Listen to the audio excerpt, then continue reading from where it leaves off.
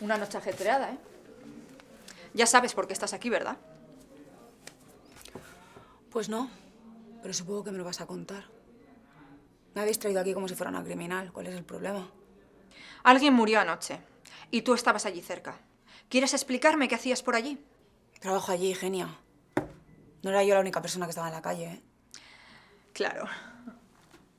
Pero tenemos testigos que dicen que te vieron discutiendo con la víctima hace unas noches. ¿Algo que me quieras compartir? Pues que yo discuto con mucha gente, porque ese es mi carácter. Además, a la gente no le gusta pagar. Ese es el problema. Pero bueno, no sé, que yo sepa, discutir no es ningún crimen, ¿no? O eso ahora es delito. Te debía dinero. Dinero que no podías permitirte perder, ¿cierto? Muy bien, genia. Si ya te lo he dicho que me debía dinero. A mí todos me deben algo.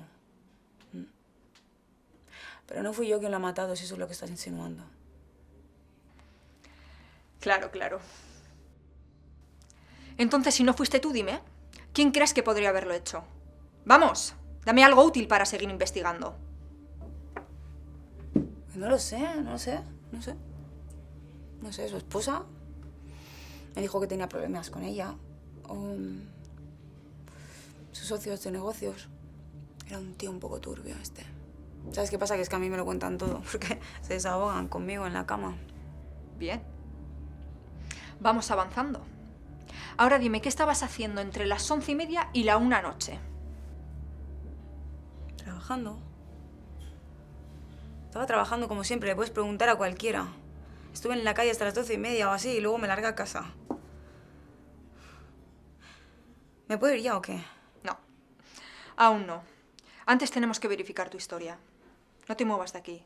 ¿Entendido? Oye.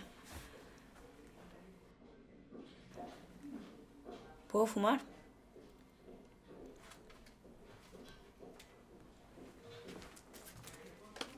Qué chulita eres, ¿eh? Calladita.